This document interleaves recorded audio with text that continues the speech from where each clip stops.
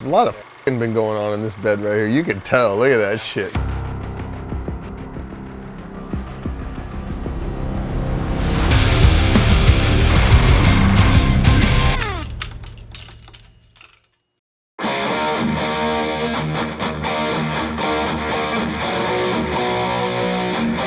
We're not hair metal.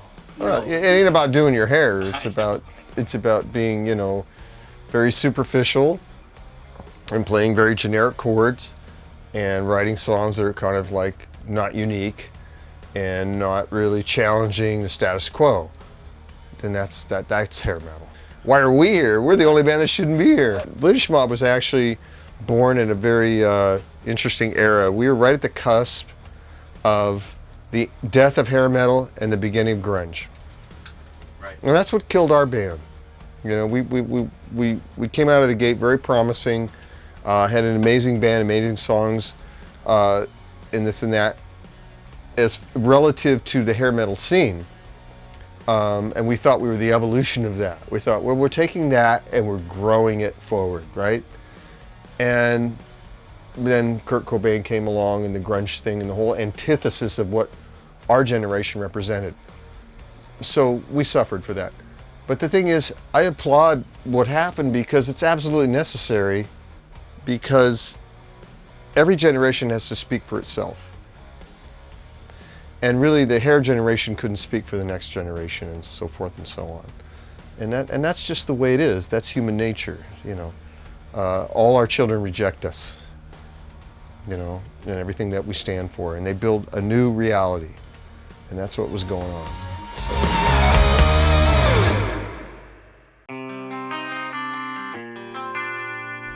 We live in a Western culture that has an economic system called capitalism. And that system dictates the way that we're defined. There's a very thin line between rock and roll and blues and R&B and gospel. So we're a product, and we have to be defined as a certain thing. And I'll take that.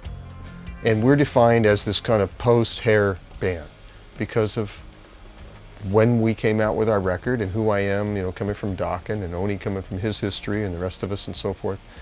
And we play to that to a certain extent.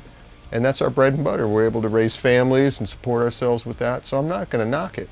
But I'm just saying, in my heart of hearts, what I really, you know, creatively as a musician and a composer and whatever you call it, you know, I'm in all worlds, you know, I'm everywhere, you know, and that's hard to market, you know.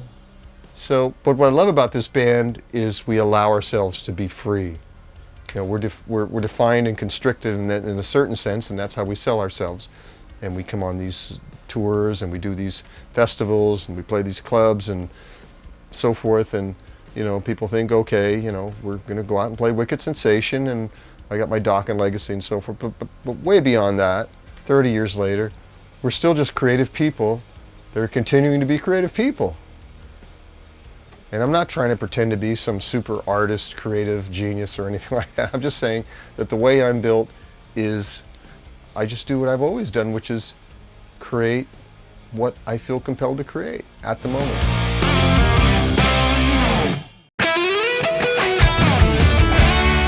I look at what I do two different ways. I have a sensibility towards this business as I look at it like, okay, I'm a plumber, I'm a contractor, I'm whatever, I'm a salesman. You know, I'm just here to do what I do.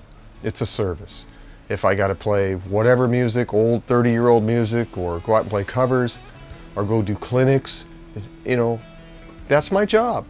You know, like unclogging somebody's toilet or building their house, you know, that's my job. I do that to support my family. There's nothing wrong with that. There's no shame in that, you know. On the other hand, I'm a creative being, so in that sense, I have to attend to that as well, and I have to, you know, I have those impulses, you know, and I always this creative impulse that is sometimes contrary to my financial well-being. So it's a balancing act, and I do both, and I think I've found a way to balance that. And this band in particular, Lynch Mob, is a wonderful vehicle for balancing those two things, because everybody in the band, I think is kind of on the same wavelength. We got one foot in the past and one foot in the present / future. So we're all able to do anything we want to do. We can move anywhere.